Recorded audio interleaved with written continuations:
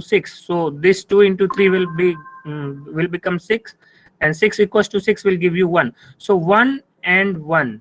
So what will be the answer? It should be 1, because two high inputs to AND gate will result into high output also. So you will get output as 1.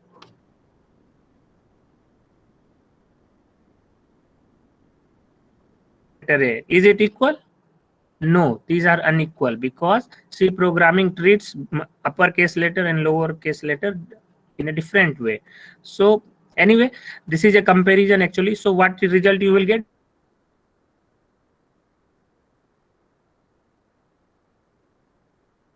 And 1. So both inputs should be 1, then only it will be giving you 1, otherwise output should be 0 only.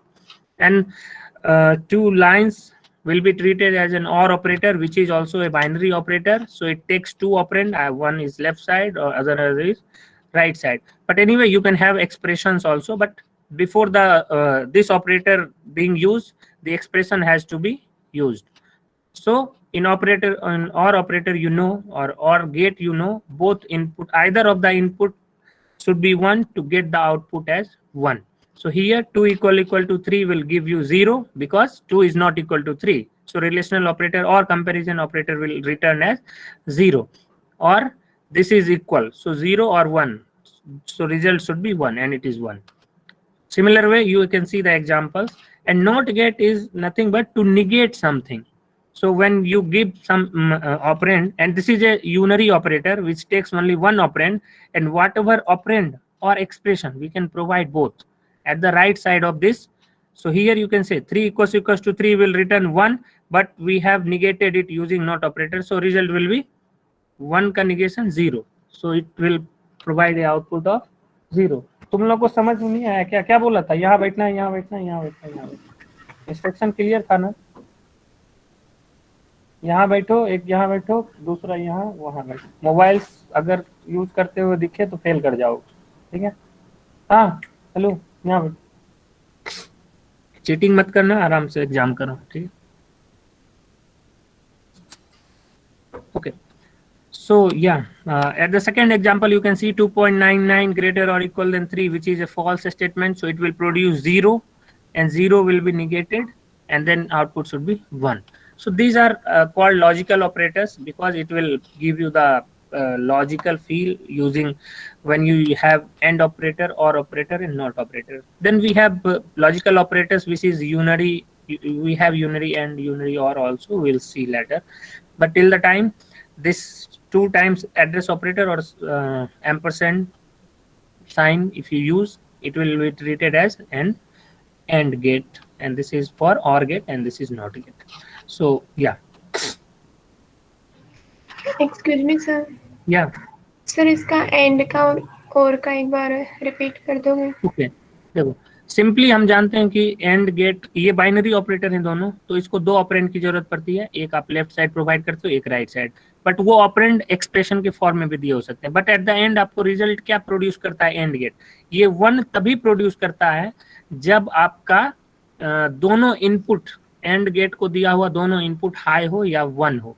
तो ये expression जो एक example में हम देखते हैं, 9/3 equal to 3, ये ऐसा करके दिया हुआ पैरेंथेसिस में। पैरेंथेसिस जब लग जाती है तो हाईएस्ट प्रायोरिटी किसका होता है? पैरेंथेसिस का। ये आपने मैथ में बॉडमास रूल में भी पढ़ा है। तो सबसे पहले इवैल्यूएशन 9/3 की होती है, तो आउटपुट निकल के आता है 3। उसके बाद कंपैरिजन ऑपरेटर है 3 इक्वल टू 3, तो ये ट्रू है, तो ये रिटर्न पूरा एक्सप्रेशन क्या करता है? 1। अब एंड के एक तरफ का इनपुट हो गया 1, दूसरे तरफ का इनपुट चेक करते हैं, ये भी एक एक्सप्रेशन है। तो 2:3 हाईएस्ट प्रायोरिटी क्या होती है? मल्टीप्लीकेशन की है, among comparison and this multiplication sign. तो 6 इक्वल टू 6 भी 1 ही रिटर्न करेगा। 1 और 1 दोनों साइड जब आपके दोनों ऑपरेंड 1 है यानी हाई है, यानी नॉन जीरो है, ठीक है? अगर 0 होता तो ये फिर 0 होता, एक भी, दोनों 1 है, इसीलिए ये आउटपुट आपको 1 दे रहा है। तो ये सेम फीलिंग वो दे रहा है कि आपके पास एंड गेट है, आप क्या इनपुट दे रहे हो दोनों एंड पे एंड गेट के, क्योंकि ये बाइनरी एंड गेट है। उसी तरह और गेट बताता है कि इसको 2 ऑपरेंड देने पड़ेंगे आपको, क्योंकि ये बाइनरी और है। इसके लेफ्ट साइड में जो होगा या राइट साइड में, दोनों में से कोई भी एक हो ऑपरेंड, या फिर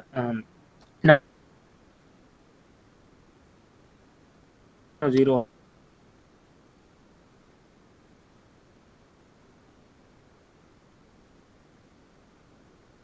0 और a इक्वल टू a, इस साइड ये तो इक्वल टू है तो ये रिटर्न करेगा 1, तो आपका दोनों एक साइड 0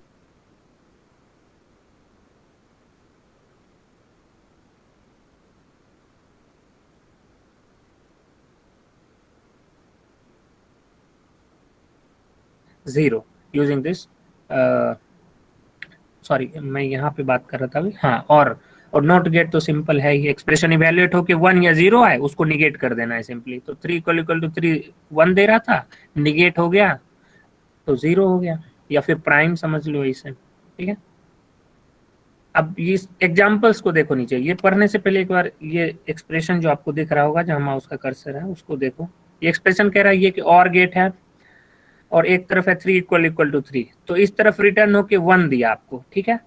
तो कंपाइलर जो हमारा होता है सी का, वो काफी होशियार होता है, ये देख लेता है कि यहाँ पे जब 1 हो गया और गेट है तो मैं राइट साइड वाले को अवॉइड कर देता हूँ। क्यों मैं बिना काम के मेहनत करूं, क्योंकि time is a one of the most important resources available with our system or CPU, you can say. Okay, so once you get to know that you have a 1 on either side of OR gate, because evaluation start from left to right in this case, so you get 1, so compiler doesn't execute this expression, it will directly give the result as 1. So the second expression is not evaluated. In the same fashion, if you already know that you have a 0 input for AND gate, so you don't go for evaluating right side of this operator, so your answer will be directly given as 0. Okay, so this will not get affected, even x is not getting updated with x plus 1. In that case, C variable is not getting assigned a value called a small y. Okay, so you will be printing after this statement the value of C. It will not be give you the result of y because the expression has not been executed by the compiler. So let's see now increment and decrement operator. So we have increment and decrement operator, using which you can either increase the value of your variable by 1 or decrease the value of your variable by 1. But you cannot use increment and decrement operator on constants. Okay, so you have to remember this one. So constant has not to be changed. Anyway, so increment and decrement, we used to do increment decrement using either plus plus at the right side of the variable name or at the left side of the. So when you use it at the left side, it is called pre-increment, and when you use it after the variable name, it is called post increment. Okay, so we'll see what is the difference between pre-increment and post increment. Anyway, here it is called postfix because operator is at the right side, so these kind of expressions are called postfix expression. So in prefix expression, we have operator first, then followed by the variable name or operand, I should say operand rather than. Anyway, so you can see here x plus plus is a shortcut for x equal to x plus 1. Okay, and x minus minus is a shortcut for x equal to x minus 1. So y equal to x plus plus is a shortcut for y equal to x and x equal to x plus 1. Now here you have to consider, देखो आपने लिखा y equal to x plus plus, तो क्या हुआ, x की value y में गई बिना इंक्रीमेंट हुए। x का इंक्रीमेंटेशन कब हुआ, जब ये स्टेटमेंट एग्जीक्यूट हो गया तब, यानी कि पहले आपने x की वैल्यू को y में कॉपी कर दिया, उसके बाद ये स्टेटमेंट का एग्जीक्यूशन कंप्लीट होने के बाद x equal to x plus 1 effect में आया, ठीक है। उसी तरह x is evaluated before it is incremented, तो ये हमें ध्यान में, तो ये इसी को कहते हैं पोस्ट इंक्रीमेंट। अगर प्लस प्लस पहले लगा देते तो क्या होता कि x की वैल्यू पहले 1 से बढ़ जाती और फिर उसकी वैल्यू कॉपी होती y में, जो कि यहाँ पे नहीं हो रहा है, ये पोस्ट इंक्रीमेंट ऑपरेटर है। तो ये चीज आपको ध्यान में रखनी है और इससे काफी क्वेश्चंस पूछे जाते हैं कई एग्जाम्स में। उसी तरह y equal to x minus minus का मतलब है कि पहले x की वैल्यू कॉपी हो गई y में और फिर दूसरे स्टेटमेंट में x equal to x minus 1y, यानी x की वैल्यू एक डिक्रीज बाद में हुई, पहले x की वैल्यू कॉपी हो गई। फॉर एग्जाम्पल अगर यहाँ x की वैल्यू 5 होती तो 5 ही कॉपी होती y में और अगले स्टेटमेंट में x की वैल्यू 4 हो जाती, तो y जब प्रिंट आप करते तो 5 प्रिंट होता ना कि 4। हाँ, x जब प्रिंट करते तब वो 4 प्रिंट होता, ठीक है। तो x is evaluated before it is decremented. Now prefix, so it is called pre-increment operator or pre-decrement operator because operator is being used before the name of the variable or operand. So is a shortcut for again x equal to x plus 1, x equal to x1. Then what is the difference? You can see here we have written y equal to plus x, which is meaning first do x equal to x plus 1, then do y equal to x. So x will be copied into the y, but after but before x has to be increased by 1. In the same fashion, x value has to be decreased by 1, then x value has to be copied into y. So अगर आपकी value x की यहाँ पे 5 होती तो y में आप क्या कॉपी करते 4, क्योंकि x की वैल्यू पहले डिक्रीमेंट हुई तब y में कॉपी हुआ. अगर y की वैल्यू यहाँ प्रिंट करोगे तो क्या होगा, y की वैल्यू 4 प्रिंट होगी और x की वैल्यू भी 4 प्रिंट होगी. ठीक है, I hope you got it. If there is any doubt, please ask now.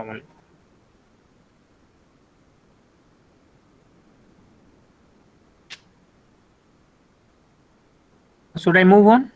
Sir ये प्रीफिक्स में लास्ट 2 पॉइंट्स समझा दीजिए फिर से. हाँ, ये प्रीफिक्स ऑपरेटर ये कहता है, प्रीफिक्स का मतलब होता है जब ऑपरेटर ऑपरेंड से पहले लिखा हुआ रहे, that kind of expressions are called prefix. और ये इस हम चूंकि इंक्रीमेंट और डिक्रीमेंट ऑपरेटर पर हैं तो इसको कहते हैं प्री इंक्रीमेंट ऑपरेटर, जब आप पहले लिखते हो ऑपरेंड के नेम के, और इसको कहते हैं प्री डिक्रीमेंट. तो ये कहता है कि इस तरह का कोई एक्सप्रेशन अगर हो y equal two plus x, इसका मतलब पहले आप x की वैल्यू को इंक्रीज करो और तब x की वैल्यू को कॉपी करो y में. तो ये वहां यही लिखा हुआ है कि सेमीकोलन लगने का मतलब क्या होता है प्रोग्रामिंग लैंग्वेज में, कि आप अगले 2 स्टेटमेंट है आपके पास. तो पहला स्टेटमेंट है x equal to x plus 1, यानी कि पहले इंक्रीमेंट इफेक्ट हुआ, फिर दूसरी बार आपने ये जो असाइनमेंट ऑपरेटर है वो बाद में. ठीक है, तो इसलिए x की वैल्यू पहले इंक्रीज करी. तो अगर ये एक्सप्रेशन दिया हुआ रहे और x की वैल्यू इनिशियलाइज 5 की हुई थी तो y में क्या कॉपी होगा, 6 कॉपी होगा, क्योंकि 5 को पहले आपने 6 कर दिया x को इंक्रीमेंट करके और फिर y में कॉपी तब हुआ. पिछले केस में क्या हुआ था, पहले कॉपी हुई थी और फिर इंक्रीमेंट इफेक्ट. आई बात समझ में? Yes sir. Okay, good. Then we have bitwise operators. Logical operators आपने देखा, उसमें मैंने क्या था, एंड ऑपरेटर क्या था, वो था एक बाइनरी ऑपरेटर जिसको कि 2 ऑपरेंड्स की जरूरत पड़ी थी. यहाँ वाला एंड ऑपरेटर भी बाइनरी ऑपरेटर है, लेकिन इसका थोड़ा सा यूज अलग है. ये क्या यूज अलग है कि अगर मैं इस ऑपरेटर को 2 ऑपरेंड पास करूं, कोई भी 2 नंबर पास करूं, तो वो पहले बाइनरी में कन्वर्ट हो जाता है और bit wise. For example, I have written here 4 and this side I have written 5. तो 4 का इक्विवेलेंट बाइनरी नंबर 100 होता है और 5 का इक्विवेलेंट बाइनरी नंबर 101 होता है. तो 100 और 101 को आमने सामने रख के जब आप बिट वाइज मल्टीप्लाई करते हो, ठीक है, 1 मिनट में लिख देता हूँ यहाँ पे मोर क्लैरिटी के लिए. तो बिट वाइज ऑपरेटर की बात हम लोग कर रहे हैं, bitwise operators. So हम bitwise end की बात कर रहे हैं. This is called bitwise end. तो bitwise end आप देखो यहाँ पे लिखा 4 और फिर लिखा 5. 4 डेसिमल नंबर है, इसका इक्विवेलेंट क्या हुआ 100. 5 का क्या हुआ 101. चलो यहाँ पे लिखते हैं अपन 4 इन डेसिमल, यहाँ पे 5. सो बिट वाइज कहता है बिट वाइज मल्टीप्लीकेशन करो. तो 10 सबसे लेफ्ट मोस्ट बिट को देखो, 10 क्या आंसर होगा, यहाँ पे आंसर को लिखते हैं यहाँ पे. तो हम लेफ्ट मोस्ट बिट से चलते हैं. तो 1 और 0 आमने सामने है तो इसको मल्टीप्लाई करा तो 0 0 0 0 और 1 1 और सिग्निफिकेंट बिट 1. तो आपका बिट वाइज ऑपरेशन करोगे तो आंसर जो आएगा निकल के 100 आएगा. तो बिट वाइज ऑपरेटर का यही काम है कि बिट वाइज एंड करता है 2 दिए हुए नंबर्स को. अगर कैरेक्टर्स पास करोगे इसको तो वो कैरेक्टर पहले इसके आस्की इक्विवेलेंट नंबर में कन्वर्ट होता है, फिर उस पे बिट वाइज ऑपरेटर काम करता है. एंड सिमिलरली एक्सप्रेशन पास करेंगे तो एक्सप्रेशन क्या रिटर्न कर रहा है वो देखेंगे, फिर एक्सप्रेशन जो रिटर्न किया उसकी बाइनरी इक्विवेलेंट क्या होगी, और फाइनली बिट वाइज एंड आप करोगे. So this is the job of the bit wise. तो फाइनली आपका डेसिमल में आंसर 4 हुआ और सिंपल बाइनरी में आंसर आपका 100 होगा. ठीक है, यही है बिट वाइज ऑपरेटर का काम.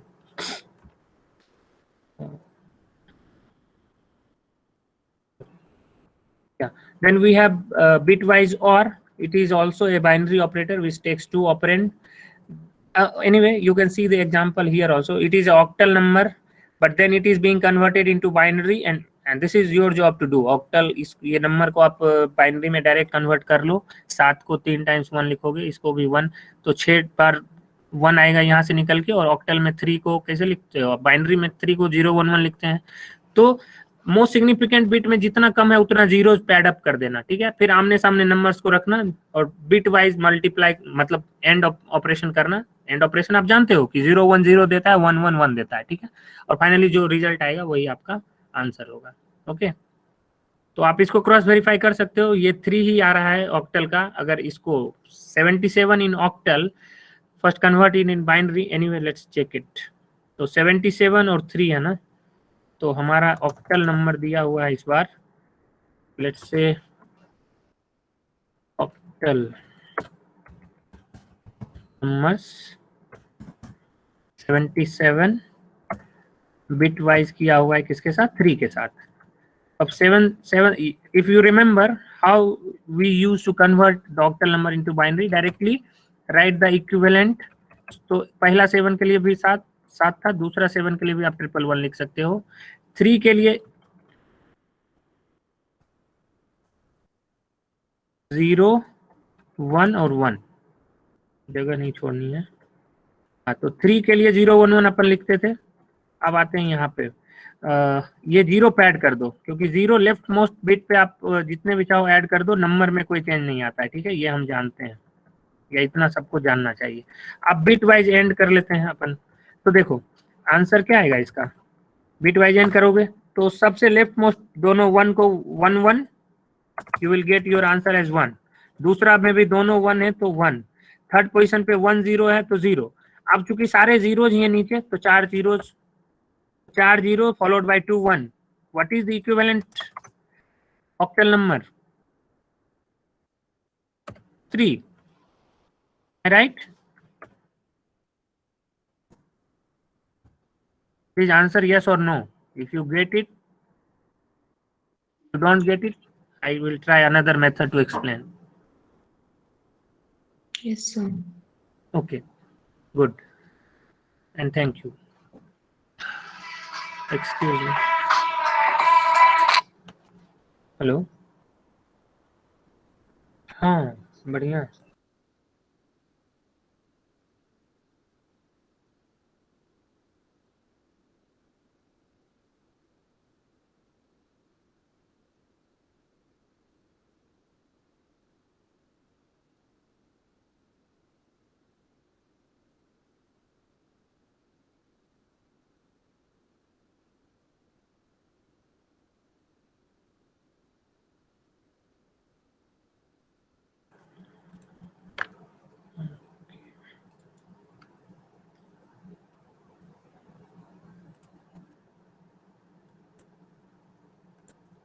Yeah, so then we have JOR operator. So you will find a key on the number 6. Okay, so at the upper function की के बाद जो 1 2 3 4 5 6 लिखी हुई रहती है ना कीबोर्ड में, उस पे 6 के ऊपर आपको मिलेगा. तो शिफ्ट दबा के जब आप ये यूज करते हो तो इसको कैप करते हैं, तो ये आपका प्रिंट होगा. तो इससे ये जॉर ऑपरेशन है, ठीक है. ये भी बाइनरी है. जॉर का भी आप काम जानते हो. बाइनरी अगर लॉजिक गेट्स आपने पढ़ा हो तो जॉर, जहां 2 नंबर डिफर कर रहे हो ना, तो इस केस में क्या होता था, जॉर में 1 होता था. जहां दोनों सिमिलर थे तो वो 0 आउटपुट प्रोड्यूस करता था. तो ये भी बिट वाइज जॉर ऑपरेशन आपको करना है. तो जब भी नंबर दिया हुआ किसी भी फॉर्मेट में रहे, उसको बाइनरी में कन्वर्ट करना है. फिर बिट वाइज करके जो आंसर आएगा उसको जिस नंबर में, तो वो उसी में आपको आंसर मिलेगा. क्योंकि देख रहे हो ये ऑक्टल नंबर थे तो आंसर भी ऑक्टल में आया, ठीक है. ऑक्टल का हमेशा ऑक्टल में आएगा आंसर. हेक्साडेसिमल रहेगा तो हेक्साडेसिमल में आएगा, एंड सो ऑन. जब left shift operator, left shift का मतलब है, अब देखो एक एग्जांपल पहले लेते हैं, ठीक है. लेफ्ट शिफ्ट ऑपरेटर क्या होता है, ठीक है.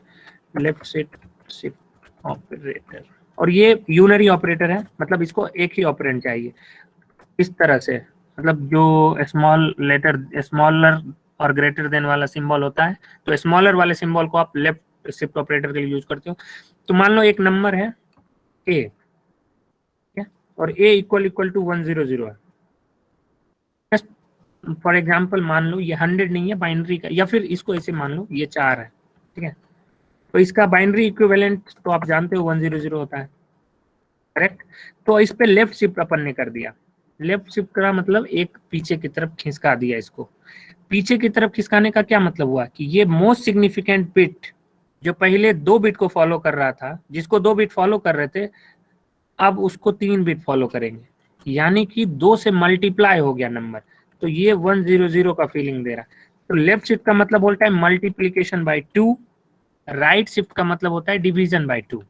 तो 4, अब ये नंबर क्या हो गया, इक्विवेलेंट डेसिमल 8 हो गया। उसी तरह right shift operator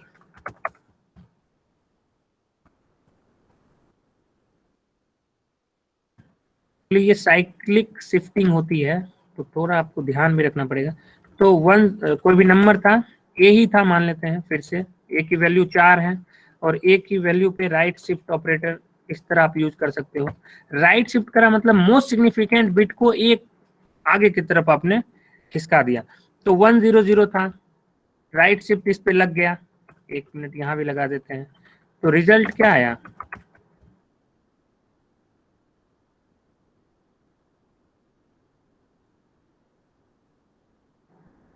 cyclic shifting हुई ना, तो इट बिकम 010, ठीक है। तो ये डिवाइडेड बाय 2, अब ये 010 या सिंपली 10 अभी समझो। तो आंसर क्या आया 2। तो 4 बन गया 2, राइट शिफ्ट के बाद 1 बिट ही राइट शिफ्ट करी आपने, तो आपका आंसर डिवाइड हो गया जो भी था, ठीक है। तो ये है, और आगे बढ़ते हैं। So here you can see anyway example, ये ऑक्टल में क्या है 1 है, यहाँ पे हमने थोड़ी सी गड़बड़ कर दी। क्या ये एक बाइनरी ऑपरेटर है, सॉरी, और नंबर ऑफ बिट्स हमें बताने पड़ते हैं हम कितने बिट्स से कर रहे हैं। तो यहाँ पे जो मैंने एग्जांपल दिया ना, उसमें ऑपरेटर जिस पे लगाना है लेफ्ट, उसको लेफ्ट में लिखते हैं, और जितने बिट से 1 बिट से करना था तो ऐसे लिखना था अपने को, sorry it's my mistake anyway. और राइट शिफ्ट करना है तो आपको ए यहाँ पे लिख के बिट्स यहाँ पे लिखने होंगे, कितने बिट से आप करना चाह रहे हो, ठीक है। तो लेफ्ट वाला जिस पर आप अपने अप्लाई किया है, और राइट वाला नंबर वो बताता है कि आप कितने बिट से शिफ्ट करना चाह रहे हो, ठीक है। तो 1 बिट से शिफ्ट किया तो मल्टीप्लाई बाय 2 हो गया, 2 बिट से शिफ्ट करते तो मल्टीप्लाई बाय 4 हो जाता, ठीक है। उसी तरह मतलब 2 की पावर में आप बढ़ाते जाना उसको। तो ये था। So and is true only both operands are true, और तो ये सब आप जानते हो। और जो ट्रू तभी होता है जब दोनों डिफर कर रहे हो, दोनों values. Then we have assignment operator. तो आप जानते हो सिंगल इक्वल का जो साइन होता है वो असाइनमेंट होता है, और डबल इक्वल का साइन जो आपने देखा वो कंपैरिजन ऑपरेटर था, ठीक है। तो दोनों का डिफरेंस हम ध्यान रखना पड़ेगा, अदरवाइज क्वेश्चन में कभी कभी आप फंस जाते। वैल्यू इसकी आती है वो लेफ्ट में कॉपी हो जाता है। तो मान लो x की वैल्यू 5 रहती पहले, और इस तरह का एक्सप्रेशन आप लिखते तो 5 + 1 6 हो जाता, और 6 कॉपी होता है x में, तो x का करंट वैल्यू क्या हो जाता है 6। उसी तरह मल्टीप्लाई हो जाता, तो 5 अगर रहता तो 10 से मल्टीप्लाई होकर 50 हो जाता, और 50 कॉपी हो जाता x में। तो x की नई वैल्यू क्या होती 50, आधे कर देते तो 5 से 2 दूना 4, 2 बार में लगता, और x की वैल्यू 2 हो जाती। तो ये सिंपल। सो कुछ एग्जांपल्स देखो, C provides complex assignment operators that can be used instead. x plus equal to 1 लिखने का मतलब होता है x equal to x plus 1। ये पीछे आप देख भी चुके हो लैब की क्लास में, अगर नहीं, जिन्होंने नहीं देखा वो यहाँ समझे कि x equal to x plus 1 को आप शॉर्टकट में x प्लस इक्वल टू 1 लिख सकते हो। उसी तरह x equal to x minus 1 को x माइनस इक्वल टू 1 लिख सकते हो। x इंटू इक्वल टू 10 को आप x equal to x into 10 लिख सकते हो, एंड सो ऑन, ठीक है। तो ये बस एक शॉर्टकट है, आप थोड़े कर रहे हो बट काम आपका वही हो। Conditional expression, this is called ternary operator, if और एल्स। इसके बदले अपन एक साइन यूज करते हैं क्वेश्चन मार्क, और followed by the colon, and then followed by the semicolon.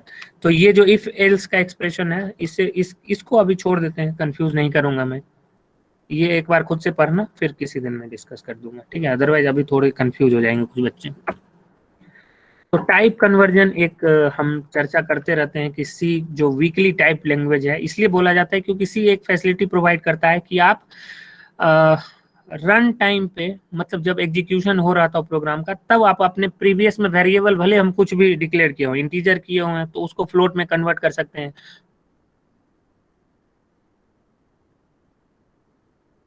Type casting या type conversion. Okay, so for example यहाँ देखो, इंटीजर आई और फ्लोट एफ, यानी आई एक वेरिएबल जो इंटीजर है, फ्लोट और एफ एक वेरिएबल है जो फ्लोट है, और हमने एफ को इनिशियलाइज किया है आई प्लस 3.4159 जो भी हो, ठीक है। तो I is promoted to float. यहाँ पे इन बिल्ट देखो, आई क्या, एफ एक फ्लोट था जो कि मतलब फ्रैक्शनल नंबर था, और आई एक इंटीजर था, और इंटीजर और फ्लोट को आपने ऐड किया तो आई बाय डिफॉल्ट, आई की वैल्यू अगर 2 होती तो ये कन्वर्ट हो जाता है 2.000 में, ठीक है। तो जो, या फिर अगर आप चाहो खुद से करने के लिए तो आप ऐसा लिख सकते हो, एफ इक्वल टू फ्लोट आई। तो ये पैरेंथेसिस के अंदर जो लिखा ना, जो भी डेटा टाइप, तो आई भले इंटीजर टाइप का है बट वो बाय डिफॉल्ट कन्वर्ट तो हो ही जाता था, बट आप मैनुअली इसको कर भी सकते हो। तो यहाँ पे पहले हमने फ्लोट से कन्वर्ट कर दिया इसको, इसको टाइप कास्टिंग बोलते हैं कि I was an integer but being converted into the float data type. तो बट आई का जो एक्चुअल था वो नहीं चेंज हुआ, बस सिर्फ इस स्टेटमेंट के लिए I becomes float. Okay, next onwards if you try to print I you should be printing it with %d, but here आपने convert कर दिया। okay, so another conversion done automatically by the compiler is char int. This allows comparison as well as manipulations of character variable, और comparison हम character को integer में भी convert कर सकते हैं। तो अपर कैरेक्टर में ये चीजें थोड़ा होल्ड पे रखूंगा क्योंकि यहाँ पे फिर अगेन टर्नियरी ऑपरेटर की बात आ गई, ठीक है। ओके, प्रेसिडेंस देखते हैं, ठीक है। तो देखो, यूनरी ऑपरेटर जो होता है उसकी प्रेसिडेंस हाईएस्ट होती है। यूनरी ऑपरेटर मतलब जिसको एक ही ऑपरेंड की जरूरत पड़ती है। फॉर एग्जांपल इंक्रीमेंट और डिक्रीमेंट, ये सिंगल माइनस मैंने क्या बताया कि निगेट करने के लिए, मैग्नीट्यूड को निगेट करने, यानी निगेटिव नंबर को रिप्रेजेंट करने, ए इक्वल टू -5 आप लिखते हो तो माइनस एक ऑपरेटर है जो कि 5 की वैल्यू को निगेट कर दिया, ठीक है, और कोई वेरिएबल ए था उसमें कॉपी हो गई -5। तो ये सब की प्रायोरिटी हाईएस्ट हो, मतलब एक एक्सप्रेशन दिया हुआ रहे तो उसमें अगर ये कहीं मिले तो सबसे पहले इस पे वर्क आपको करना होगा। और टाइप कास्टिंग का भी जो ऑपरेटर होता है वो सबसे हाईएस्ट, क्योंकि ये यूनरी ऑपरेटर है अगर आप समझो तो, दूसरी भाषा में कह रहा हूँ। उसके बाद आप जानते हो बॉडमास रूल के सिमिलर ही है बहुत सारी चीजें। तो ये हायर प्रायोरिटी है। इसके बाद की प्रायोरिटी लिस्ट में ये चीजें आती हैं, क्या, गुना, भाग और मॉड्यूलो। बट आप जानते हो कि गुना से पहले भाग करते हैं, या फिर लेफ्ट टू राइट आपको जो मिले आप वो कर दो। सी प्रोग्रामिंग लैंग्वेज कोई अंतर नहीं करता है। बॉडमास में हम पढ़ते हैं कि डिवीजन पहले होता है, लेकिन सी के केस में अगर A divided by B into C, या फिर A multiplied into B divided by C दिया हो रहे, तो लेफ्ट टू राइट आपको जो ऑपरेटर मिला है उसका ऑपरेशन आप पहले कर देना, कोई दिक्कत नहीं होगी, क्योंकि इन तीनों ऑपरेटर्स की प्रायोरिटी लेवल सेम है, और इसको आप लेफ्ट टू राइट जो भी मिले उसको आप वो कर दो। तो सी इस तरह इसको एग्जीक्यूट करता है, ठीक है। उसके बाद ये क्या है, कंपैरिजन ऑपरेटर। कंपैरिजन ऑपरेटर एक दिखाया,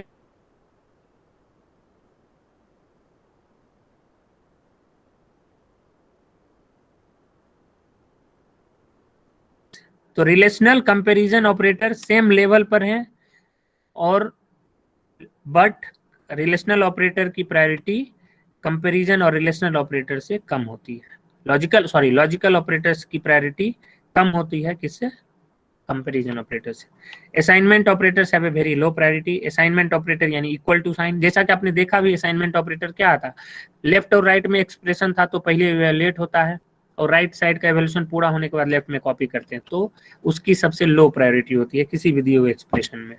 और अगर सबसे पहले आपको काम करवाना हो कोई भले प्लस का ही, तो उसके लिए आपको पैरेंथेसिस में बंद करना पड़ेगा उस चीज को, तो उसकी प्रायोरिटी हाईएस्ट हो जाती है। ए प्लस बी और बाहर में इंटू सी लगाया तो इंटू सी नहीं होगा, पहले क्या होगा, ए प्लस बी। ये तो हम जानते हैं पहले से कि ब्रैकेट पहले होता है, ठीक है, वही चीजें सेम। फॉर एग्जांपल यहाँ पे देखो, y equal to x into 3+2, तो 3 और x पहले मल्टीप्लाई होंगे और 2 बाद में ऐड होगा, और फिर ये सब का जो रिजल्ट आएगा वो y में कॉपी होगा।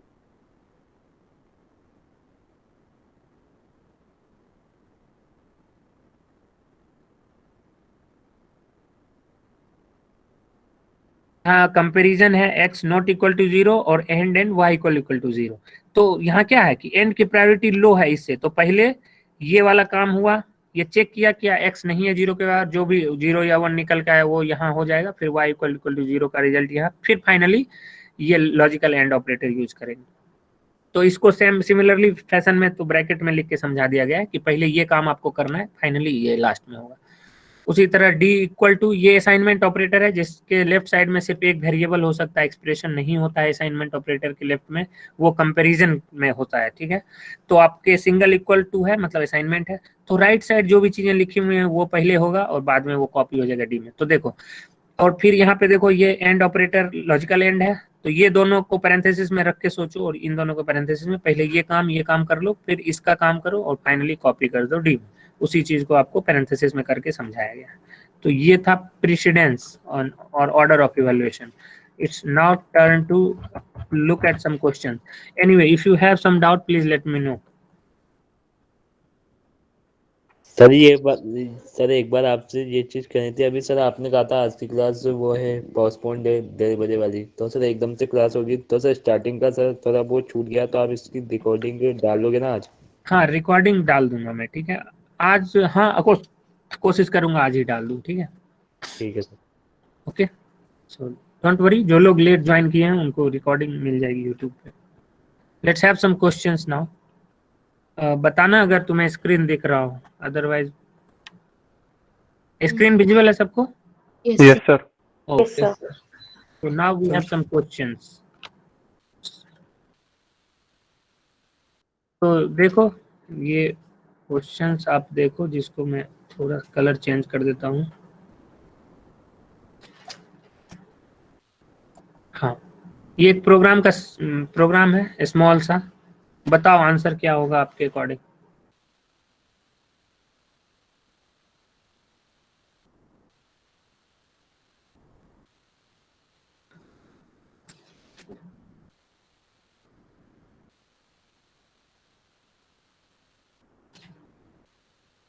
पाँच sir.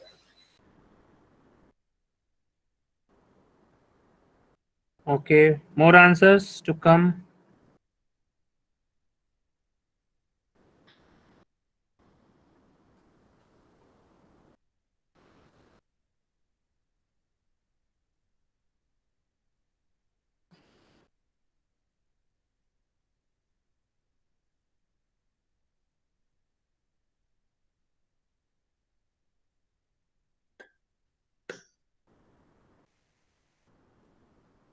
So no one is answering, then I will explain the solution.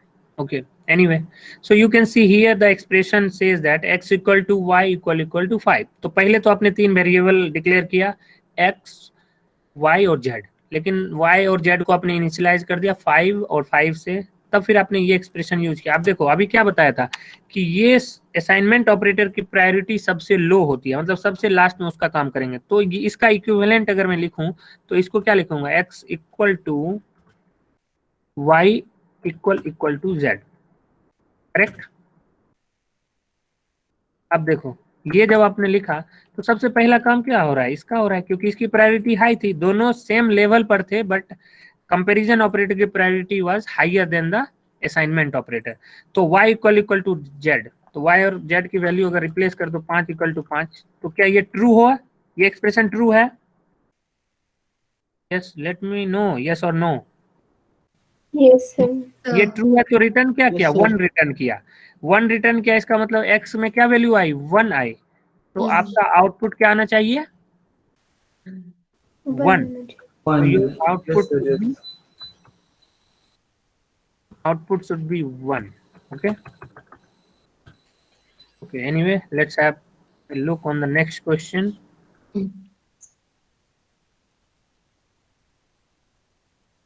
चलो बताओ।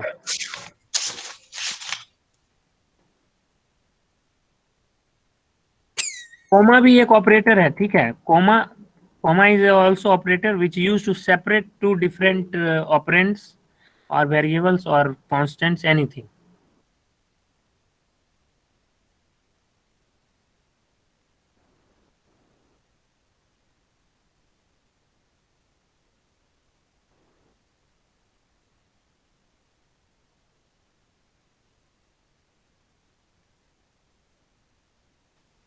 0 Output.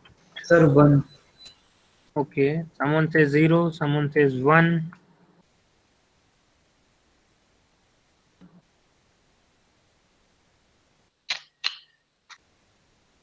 Anyway, actually it will give you a compilation error. Okay. It will result in a compilation error. Let me discuss why. See, देखो आपका compiler यहाँ पे आएगा, देखेगा कि variable declare है और इनिशियलाइज भी करना चाह रहा है कोई से, तो ये आई में वैल्यू तो कॉपी 1 कर देगा, कोई दिक्कत नहीं होगी, आई की वैल्यू 1 कॉपी हो जाएगी। लेकिन ये सेपरेट करके एक वैल्यू और दी हुई है, सेपरेट करके एक वैल्यू और दी हुई है, तो ये इस दो के लिए इसके पास कोई वेरिएबल ही नहीं है जिसमें ये कॉपी कर सके इस वैल्यू को, ना ही इस 3 के लिए कोई वेरिएबल ये जनरेट कर पाएगा। ठीक है, that's why you will get an error saying that redundant values given, something like that. Okay, so it will result in compilation error.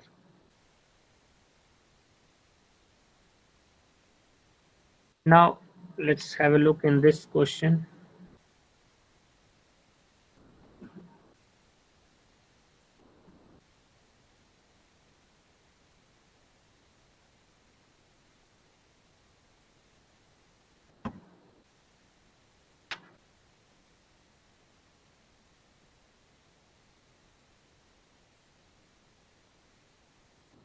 Yeah, so what should be the output?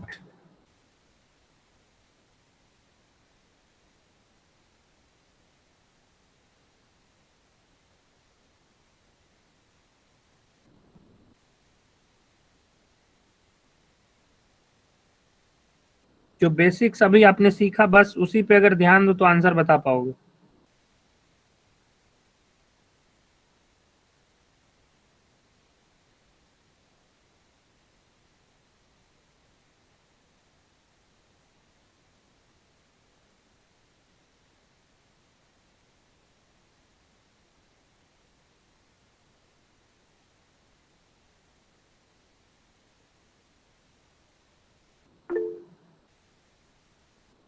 Someone answers here also.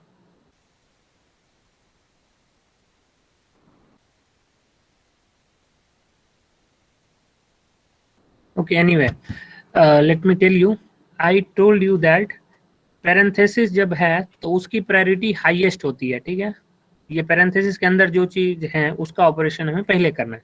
तो parenthesis के अंदर क्या लिखा है 1, 2, 3, comma एक operate, और ये parenthesis के अंदर की चीजें जो है ना लेफ्ट टू राइट इवेल्युएट होती हैं। तो इससे ये सिंपल सा कॉन्सेप्ट है, ये कह रहा है कि 1 को सेपरेट कीजिए 2 से, 2 को सेपरेट कीजिए 3 से। तो सबसे लास्ट में कौन सी वैल्यू के पास हम गए, कंपाइलर कौन सी वैल्यू के पास पहुंचा 3 के पास, तो वही वैल्यू कॉपी हो जाएगी दिए हुए वेरिएबल में।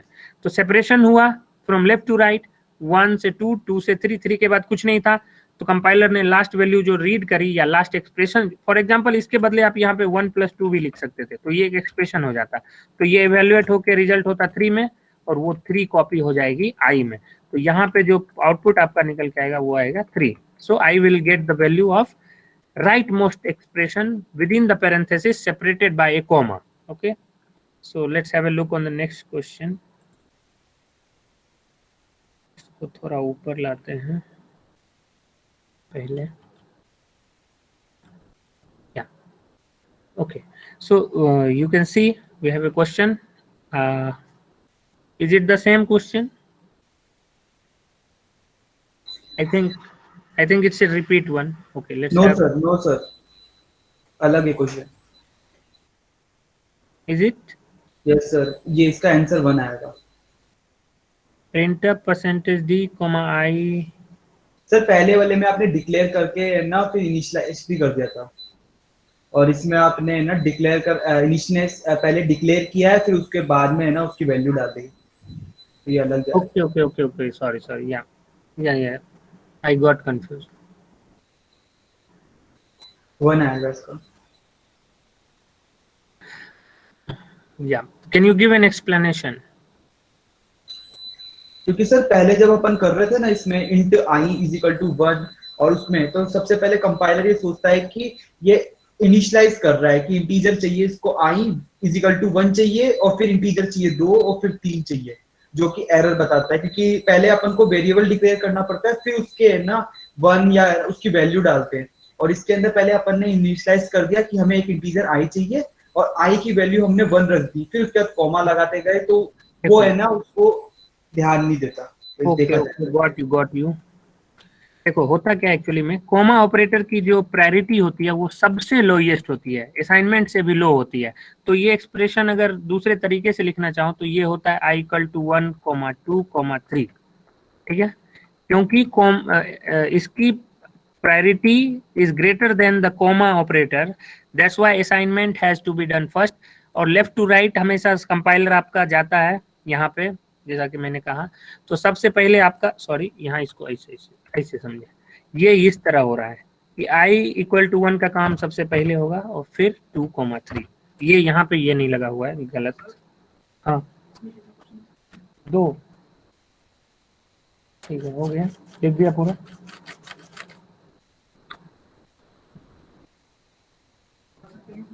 थोड़ी देर रुक जाओ, अभी 15 मिनट रुक जाओ।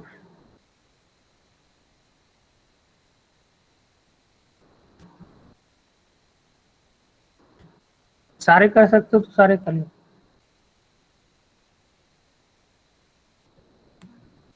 पांच में से 4 करो, चलो 2 और करो।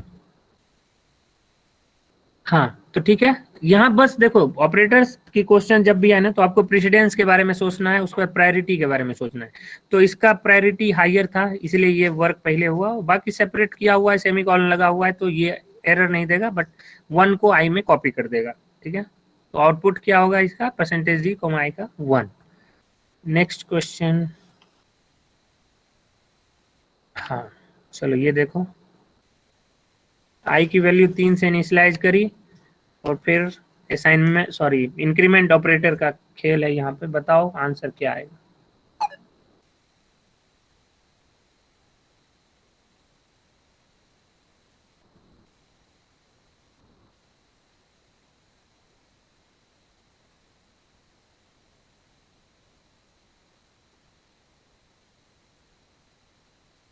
Sir 4। Okay, got it. Some more answers.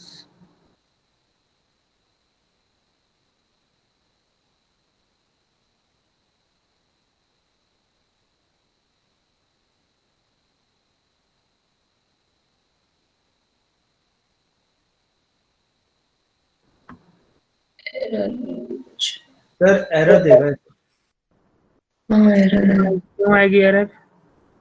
क्योंकि सर अगर एक नॉर्मल देखा जाए तो है ना, पहले ये i को बोल रहा है कि बढ़ाओ, तो 3 से 4 हो जाएगा और 4 को भी फिर बाद में बढ़ाने के लिए कह रहा है, लेकिन अगर मैं इसे कंपाइल करूँ तो ये एरर देगा।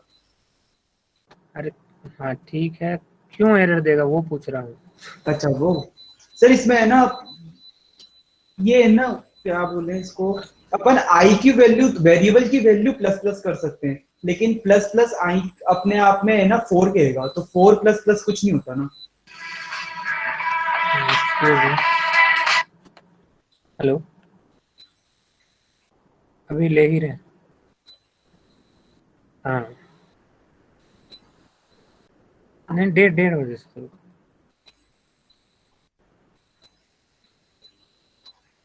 अच्छा ठीक है सर, बताते हैं थोड़ी देर, हम भी देखे नहीं। ठीक है।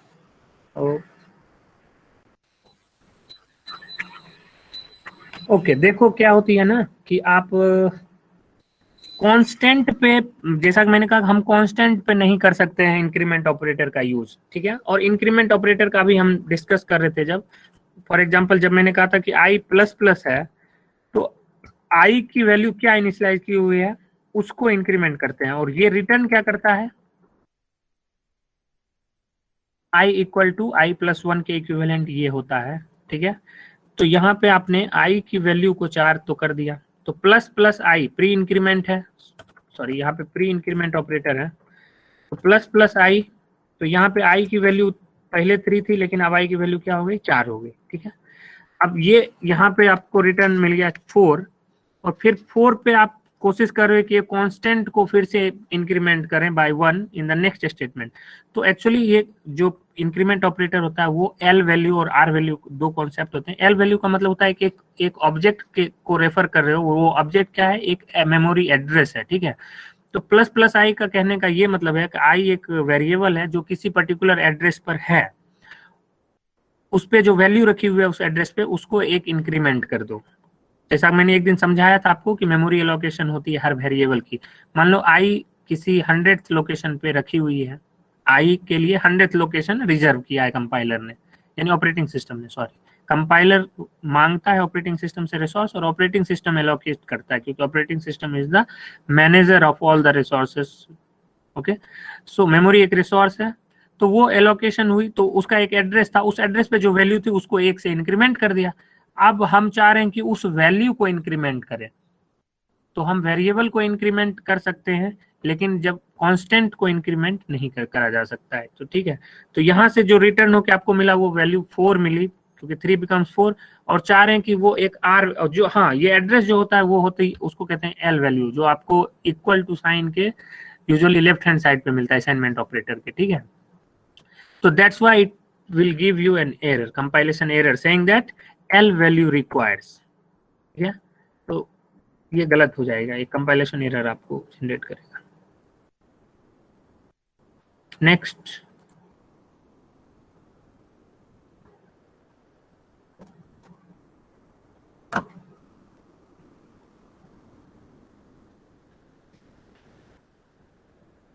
फंक्शन से पहले प्रोग्राम मेन को देखो, जहां से कॉल हो रहा है मेन में, क्योंकि आर्गुमेंट हम पास कर रहे होते हैं, तो हमारा सबसे पहला काम होता है कि उसको चेक करें, ठीक है। थोड़ा टाइम लो।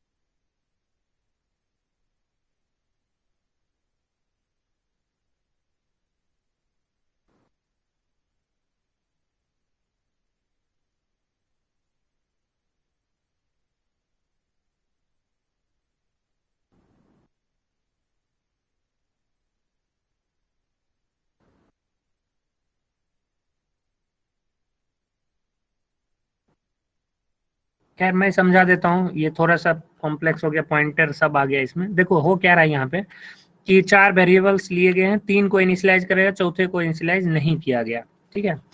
तो यहाँ पे आप देख रहे हो कि आपके पास आई के लिए 0, जे के लिए 1, के के लिए 2 और एल के लिए कोई इनिशियलाइज वैल्यू नहीं है, ठीक है। और एल इक्वल टू ये एक्सप्रेशन लिखा हुआ है, ये एक्सप्रेशन सिंपल है, एक और ऑपरेटर है, ठीक है, लोएस्ट प्रायोरिटी वाला, और उसके लेफ्ट हैंड पे ये दिया हुआ एक्सप्रेशन आई प्लस प्लस और राइट हैंड पे ये एक्सप्रेशन दिया हुआ है। और चूंकि ये इसको कहते हैं फंक्शन कॉल, तो फू एक फंक्शन है जिसकी डेफिनेशन यहाँ लिखी हुई है और इसको कॉल यहाँ पे किया जा रहा है। तो फू को कॉल किसी मदद से किया गया है, एड्रेस, जे के एड्रेस और के एड्रेस से, ठीक है। अब देखो एड्रेस को थोड़ा ऐसे समझो, मुझे लिखना पड़ेगा इसको, तो मैं थोड़ा मिनिमाइज करूंगा इसको। हाँ, तो देखो आप कि बिना पेन के लिख रहा हूँ तो हैंडराइटिंग अच्छी नहीं होगी, but please be with me. ये एक जे वेरिएबल है, ठीक है, और के वेरिएबल है। मेमोरी में इसके पास कोई एड्रेस या लोकेशन है, ठीक है। मान लो ये एक 100th लोकेशन पर था और के जो था, आई की साइज 4 मान लेते हैं, कोई जरूरी नहीं है कि कंसेक्यूटिव लोकेशन पर हो, फिर भी मैं इसको एक 104 देता हूँ सिंप्लिसिटी के लिए, ठीक है। तो जे के एड्रेस पे वैल्यू रखी हुई है 1, के एड्रेस पे वैल्यू रखी हुई है 2। तो जब आप पास कर रहे हो ना एड्रेस ऑपरेटर लगा के वेरिएबल को, इसका मतलब आप एड्रेस पास कर रहे हो, यानी 100 और 104 पास कर रहे हो। और पॉइंटर वेरिएबल है, ये ए और बी 2 पॉइंटर वेरिएबल है जिसमें कि एड्रेस कॉपी हो सकती है। तो अब ए एक वेरिएबल है, ठीक है, जो पॉइंट कर रहा है किसको, 100th एड्रेस को, और बी है वो भी पॉइंट कर रहा है किसको, के को, ठीक है, यानी 104 को। अब यहाँ पे एक सम है जिसके लिए आप दोनों को ऐड कर रहे हो, ये इसको बोलते हैं डी रेफरेंसिंग ऑपरेटर। ये जो स्टार दिख रहा है ना, इसको पॉइंटर भी बोलते हैं। और जब इस एड्रेस पे जो वैल्यू है उसको यूज करना चाहो आप, तो स्टार ए और स्टार बी लिखने से इस एड्रेस पे जो वैल्यू थी, जो इसमें ए में कॉपी थी 100 और बी में कॉपी थी 104, और जब स्टार लगा के उसको आप यूज कर रहे हो, इसका मतलब आप उस एड्रेस पर के वैल्यू को यूज कर रहे हो, तो a प्लस बी हो जाएगा। तो 1 + 2 3, यानी कि सम जो वेरिएबल था यहाँ पे सम इक्वल टू हो गया अब 3। इस एक्सप्रेशन के एग्जीक्यूशन के बाद सम इक्वल टू 3 हो गई, ठीक है। उसके बाद b इक्वल टू a कर दिया, यानी कि a जिसको पॉइंट कर रहा था, तो a पॉइंट कर रहा था 100 को और उस लोकेशन पे वैल्यू थी 1, यानी 1 चला गया किसके स्थान पे, b जिसको पॉइंट कर रहा था जिस एड्रेस को 1, तो यहाँ पे हो गया 1। अब j और k की वैल्यू बाय डिफॉल्ट 1 हो गई, क्योंकि ये j और k जिस एड्रेस को बिलोंग कर रहा था उस एड्रेस पे वैल्यू चेंज कर दी गई पॉइंटर वेरिएबल के द्वारा। तो you have same values for j and k also. अब यहाँ पे देखो फंक्शन रिटर्न क्या कर रहा है, रिटर्न एड्रेस, ये भी एक एक्सप्रेशन रिटर्न कर रहा है। तो ये देखो एक्सप्रेशन में मैंने क्या बताया कि असाइनमेंट ऑपरेटर का सबसे लास्ट में वो होती है प्रायोरिटी। तो राइट हैंड साइड चलते हैं, राइट हैंड साइड में लिखा हुआ है सम माइनस बी। तो बी जिस एड्रेस को पॉइंट कर रहा था वहां पे वैल्यू है 1 और सम की वैल्यू हो गई थी 3। तो ये राइट साइड वाला पार्ट क्या रिटर्न करेगा, 3 - 1, 3 - 1, योर आंसर बिकम्स 2। तो राइट हैंड साइड पे 2 आ गई और स्टार ए लिखा हुआ है, इसका मतलब ए जिस एड्रेस को पॉइंट कर रहा था उस पे जाके चेंज कर दो। इसका मतलब ये एक तरह से स्वैपिंग करी गई है, लेकिन थोड़ा सा घुमा फिरा के। तो यहाँ पे आ गया 2। अब जे की वैल्यू हो गई 2 और के की वैल्यू हो गई 1, क्योंकि इस एड्रेस पर वाले वैल्यू को पॉइंटर वेरिएबल की वजह से चेंज कर दिया गया है। तो अब जो प्रिंट हो रहा है %d और i_j_k_l। और अब आते हैं इस एक्सप्रेशन पे। तो यहाँ पे रिटर्न क्या होकर आया, रिटर्न ए पे जो वैल्यू थी वो रिटर्न होके आया। तो फू ये पूरा जो राइट हैंड साइड है वो रिटर्न होके एक नॉन जीरो वैल्यू आ गई जिसकी वैल्यू थी 2। यहाँ तक तो मेरी बात समझ रहे होगे तुम लोग। तो इसको मैं ऐसा करता हूँ यहाँ, और लेफ्ट साइड हमें पता करना है। लेफ्ट साइड में i++ हुआ है, i की वैल्यू कितनी थी 0। i++ का क्या मतलब होता है कि पहले आप ऑपरेशन कर लो और बाद में जाके इंक्रीमेंट करना। तो i की ++ का मतलब 0 ही रह गया वहां पे। और इस एक्सप्रेशन के बाद यानी सेमीकोलन के जब नीचे आए तब तक i की वैल्यू 1 हो चुकी थी। तो यहाँ पर i की वैल्यू 1 हो गई। तो और ये एक्सप्रेशन 0 और 2 था, तो एक भी नॉन जीरो और गेट के आइदर साइड में, तो आप जो आउटपुट आता है वो 1 आता है। तो ये पूरा एक्सप्रेशन कितना रिटर्न किया, 1। तो फाइनली l = 1 हो गया। तो आप जान रहे हो l की वैल्यू 1 हो गई, j और k की वैल्यू बदल गई है। तो j की वैल्यू 2 1 और i की वैल्यू भी 1 हो चुकी है। तो आंसर जो आउटपुट आएगा वो आएगा 1 2 1 1 1 2 1 1। अगर ये समझ रहे हो तो आप सही समझ रहे हो, एटलीस्ट थोड़ा बहुत तो समझ में आ ही गया होगा सबको।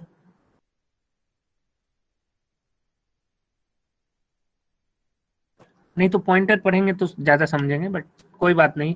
हमें जैसा कि मैंने कहा कि सी प्रोग्रामिंग आप तभी सीखोगे जब आप करते जाओगे साथ में।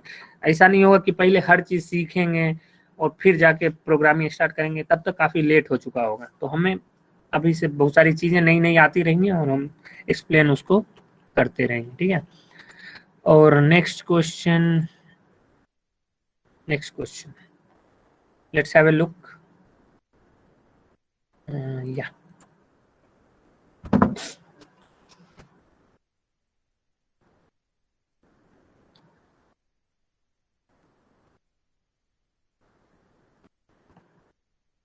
और शायद मैं नेक्स्ट वीक वाले मंडे को क्लास नहीं ले पाऊँ, तो क्या हम लोग क्लास को आज ही एक्सटेंड कर दें, 1.5 घंटे की बना दें, तो फिर कोई मेकअप हो जाएगा एक तरह से, या फिर रिकॉर्ड करके लेक्चर अपलोड कर दूं उस क्लास के लिए, जैसा को।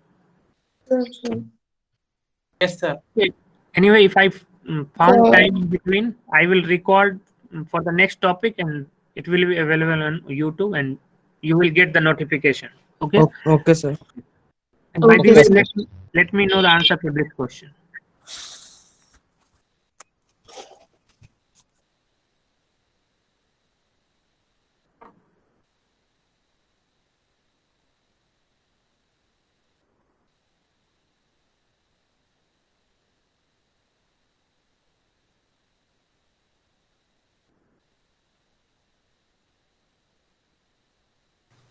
1 sir. 1. Okay, so first answer came as 1.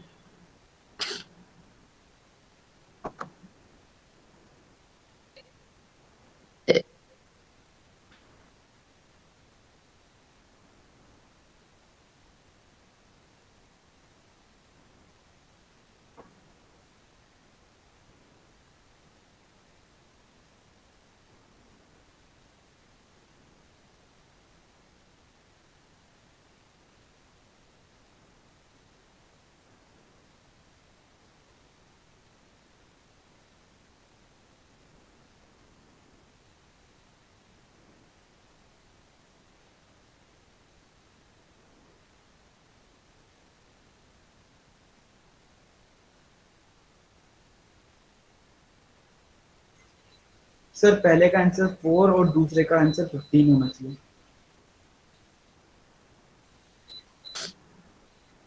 Okay, can you explain? Sir अगर देखा जाए तो i प्लस जे होगा 15 और k के साथ हमें डिवाइड करना है, यानी 15 टू करेंगे तो यहाँ पे आंसर 1 आ जाएगा, साइज ऑफ 1 आएगा। और साइज ऑफ का इस्तेमाल कितना बिट ले रहा है अपने ऑपरेटर के अंदर उसके लिए करते हैं अपन। तो अगर वैल्यू 1 दे रखी है तो उसका ना 4 आएगा। Okay. एक इंटीजर दे रखा है ना उसका, तो ऑपरेट साइज ऑफ के हिसाब से तो 1 ही 4 बिट लेगा, तो उसका साइज 4 हो जाएगा। एक इंटीजर हो गया ना वो, इस वजह से 4 लेगा। नहीं, k की वैल्यू 15 कैसे हुई वो एक्सप्लेन करो। तो प्रिंटफ k की वैल्यू तो दे रखी है ना इसमें।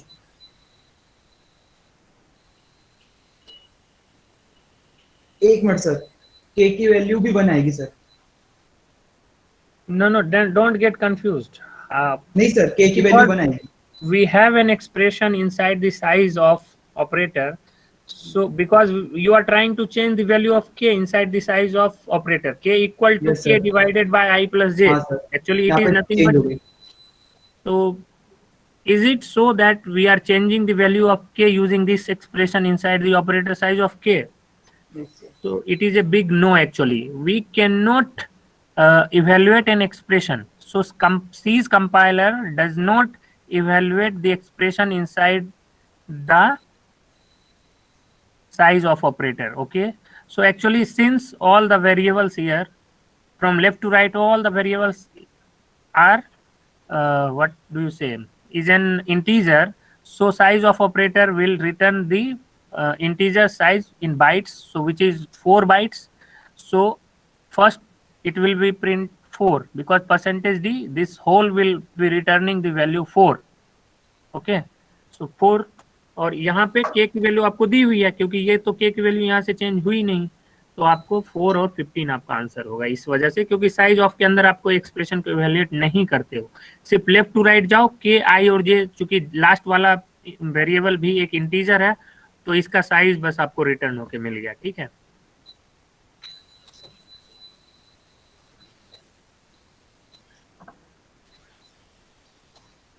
ओके, नाउ सर लेट्स, इसको रिपीट करना। एक्सक्यूज मी सर, हाँ बताओ। सिर्फ 4 कैसे आया सर, ये रिपीट करना। ओके, 4 आया, एक मिनट रुक जाओ मैं बता रहा हूँ।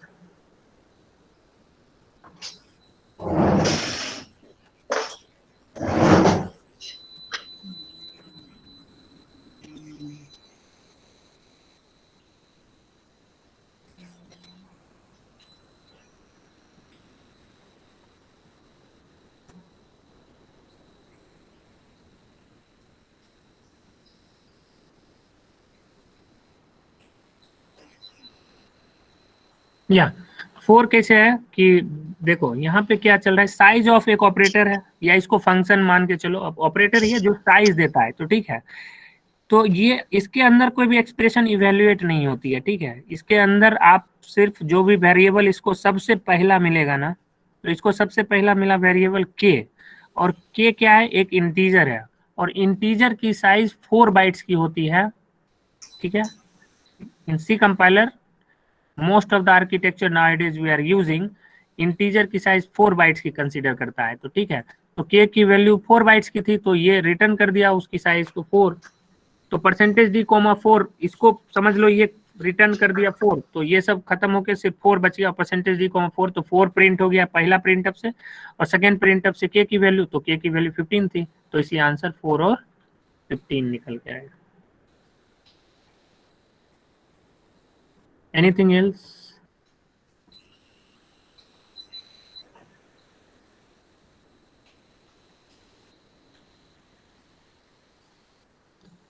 खुद से भी कुछ कुछ आप एक्सप्रेशन में चेंज करके अपनी समझ के हिसाब से चेंज करो और देखना करके क्या प्रॉब्लम्स और अलग अलग चीजें करके आप चेक कर सकते हो। ठीक है,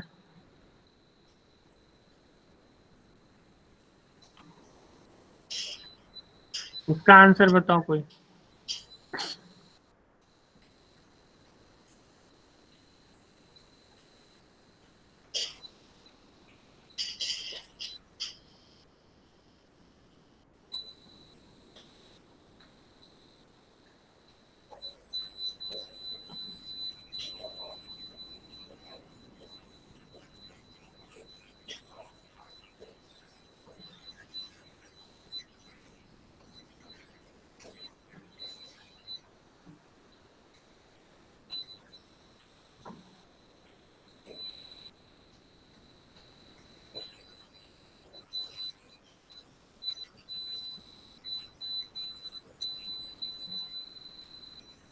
ओके, लेट मी एक्सप्लेन।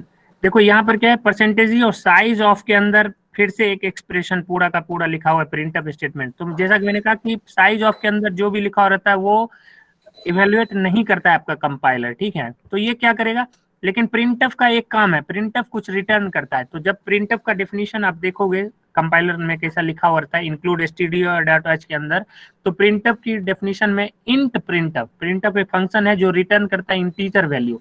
वो इंटीजर रिटर्न कैसे करता है, तो इसके अंदर जो प्रिंट हो रहा है ना वो काउंट करता है कितने कैरेक्टर्स ये प्रिंट कर रहा है। तो गीक्स क्विज में ये एक्चुअली 9 टोटल है, तो प्रिंटअप रिटर्न करता है यहाँ पे 9, और 9 चूंकि एक इंटीजर है तो इंटीजर की साइज होती है 4 बाइट्स की, तो आपका आंसर जो यहाँ पे आएगा निकल के वो आएगा 4। What it? तो ठीक है, आज के लिए एनफ है, ये लास्ट वन।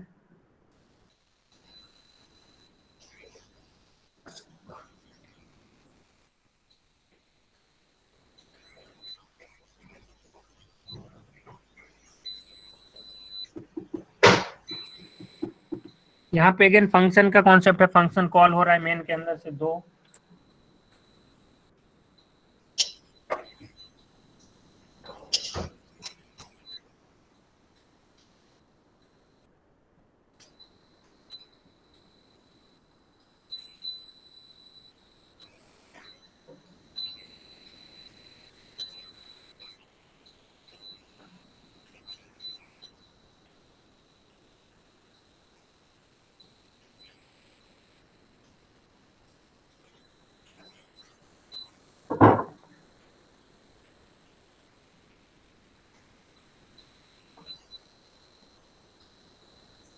इसको थोड़ा एलेबरेट कर देता हूँ आपके लिए, समझने में आसान होगा।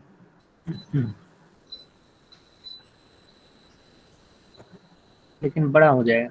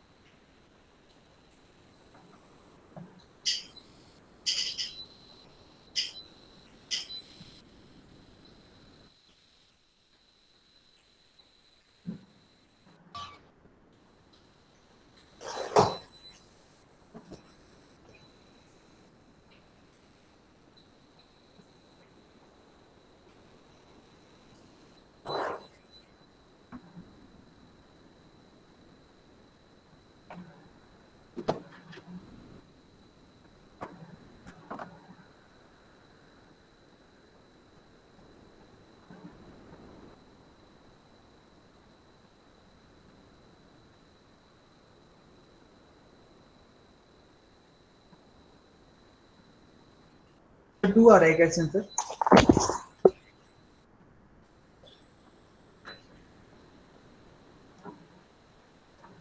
No.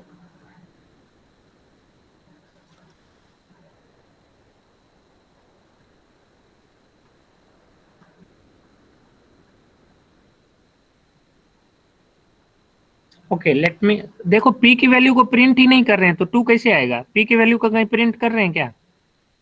Oh, sir. Yes, sir. We have only 2 printf statement which says Okay. print geeks, print quiz. Anyway, if you try to answer for p, it should be 2 because the function f1 is also returning 1 and as well as function f2 is also returning 1. So 1 plus 1 will be 2, no problem. But f1 is doing one printf and f2 is doing second printf. But you know, f1 and f2, we don't know that first f1 will be called or f2 will be called because ये depend करता है compiler पे कि turbo सी use कर रहे हो, GCC, बहुत सारे आईडीज हैं, वो इनबिल्ट में क्या कंपाइलर यूज कर रहे हैं, तो ये कंपाइलर डिपेंडेंट होता है। अगर पहले F2 को कंपाइलर कॉल कर रहा है राइट टू लेफ्ट, तब तो गिक्स क्विज गिक्स पहले प्रिंट होगा। अदरवाइज अगर कोई कंपाइलर लेफ्ट टू राइट जाके F1 F2 को कॉल करता है रेस्पेक्टिवली तो geeks quiz, otherwise quiz geeks. तो ये कंपाइलर डिपेंडेंट है, आप इसको एग्जीक्यूट करके देखना अपने सिस्टम पे, ठीक है। So enough for today. You want to see some more questions because I have 3-4 more questions. Otherwise, we'll call it a day.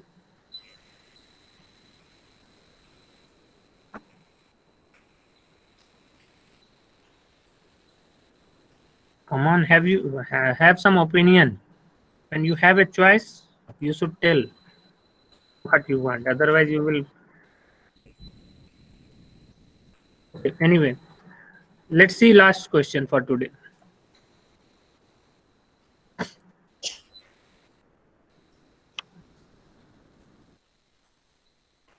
Yeah.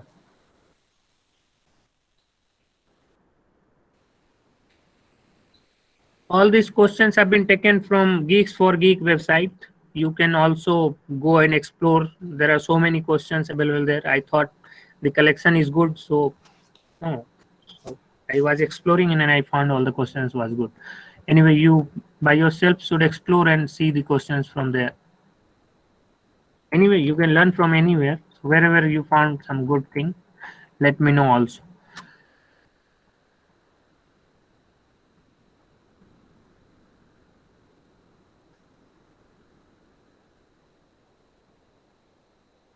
कम से कम 5 बच्चे सही जवाब देने चाहिए इस क्वेश्चन का, तो मैं समझूंगा कि कुछ सीख रहे हो। और जो कभी नहीं जवाब देते हैं, कोशिश करो कि वो लोग जवाब दें, ठीक है।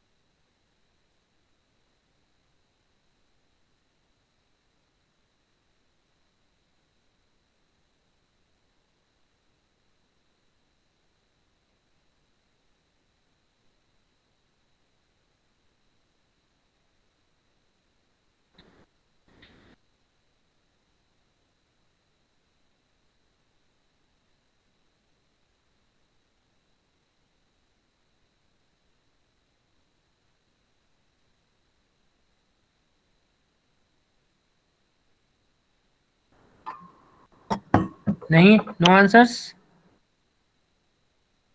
Okay, let me explain it for all of you.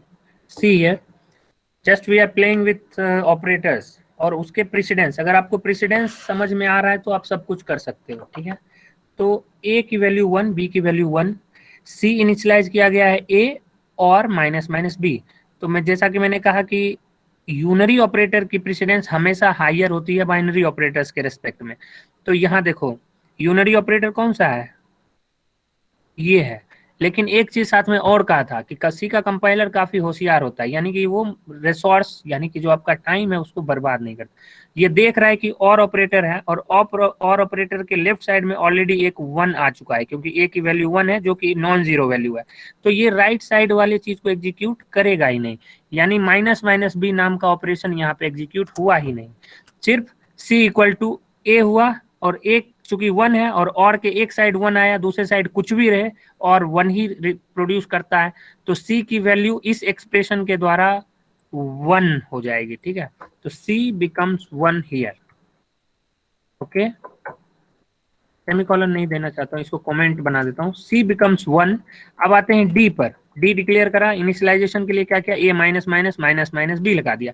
अब बिटवाइज एंड ऑपरेटर है, लेकिन उससे पहले चूंकि pre increment sorry post increment और प्री इंक्रीमेंट ए और बी पे लगे हुए हैं, तो ये लेफ्ट टू राइट होगा। और एंड ऑपरेटर में दोनों साइड चेक करना पड़ता है, क्योंकि ये दोनों 1 होंगे तभी 1 होंगे। किसी भी अगर ये 0 हो गया तो हम आगे नहीं जाते, लेकिन ये चूंकि पोस्ट डिक्रीमेंट है तो पहले क्या होगा, ये इवेल्युएट होगा, यानी ये रिटर्न हो जाएगा। तो ए माइनस माइनस है, तो ए की वैल्यू यहाँ पर कॉपी होके क्या हो जाएगा, ए की वैल्यू देखो 1 ही है, तो ए की वैल्यू यहाँ मान लो ए माइनस माइनस 1 हो गया। और इस स्टेटमेंट के बाद ए की वैल्यू हो जाएगी 0, क्योंकि A equal to A minus 1 affected होगा इस स्टेटमेंट के बाद। तो उससे पहले ए की वैल्यू कॉपी हो चुकी है 1 यहाँ पे। तो एंड के एक साइड तो 1 आ चुका है, दूसरी साइड चलते हैं। तो दूसरी साइड देखा बी की वैल्यू 1 थी, लेकिन प्री डिक्रीमेंट है, मतलब पहले ही डिक्रीमेंट कर दिया, तो ये घबरा के आ गया 0। तो एक तरफ 1 एक तरफ 0, तो 0 किसी भी एक तरफ आ जाए एंड गेट या एंड ऑपरेटर की तरफ, तो डी की वैल्यू यहां से निकल के आ गई 0, और आपसे प्रिंट करना बच गया है। तो ए की वैल्यू 0, डी की वैल्यू 0, सी की वैल्यू 1, बी की वैल्यू 0, क्योंकि माइनस माइनस बी कर दिया, यानी B equal to B minus 1, तो बी की वैल्यू भी हो गई क्या 0। तो बचा क्या, तो सिर्फ सी की value 1, rest all the 3 variables will have the value 0. This is the output for this question. 0 0 1 0. If you are getting 0 0 1 0, then your answer is correct, or else you have to think, you have to understand the precedence level and priority of operators. Okay, thanks for the joining. We will meet you in the next class. Sir एक बार D का बता सकते हो वापस से, D का कैसे आया था? डी क्या कैसे आया था, okay let me open.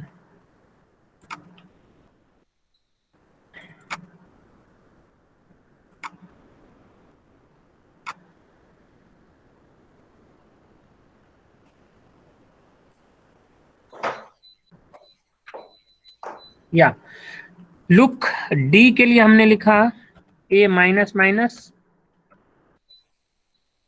Bitwise and minus minus B. ठीक है, यस सर।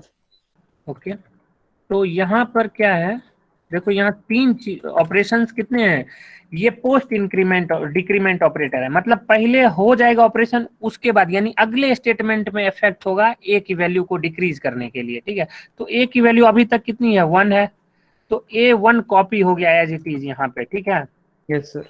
बी के पहले ही डिक्रीमेंट किया हुआ है, यानी प्री डिक्रीमेंट है, तो बी की वैल्यू पहले घट गई, तो बी की वैल्यू अभी कितनी थी 1 थी, इनिशियलाइज हमने 1 से किया हुआ है, तो बी की वैल्यू 0 कॉपी हो गई यहाँ पे।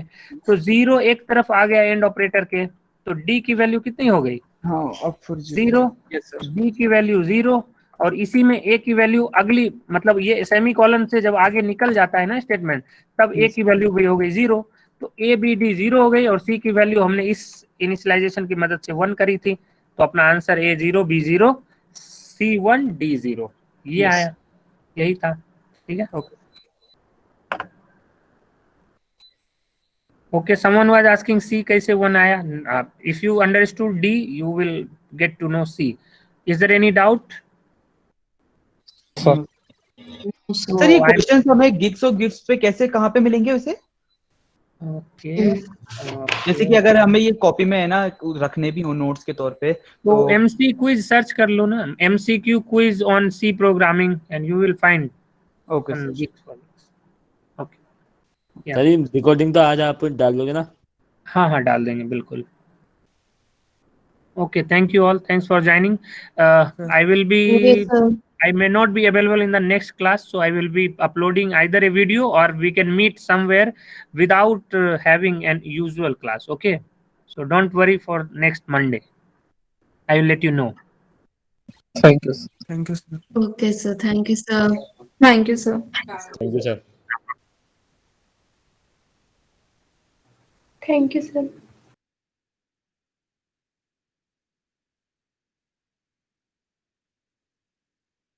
Mm.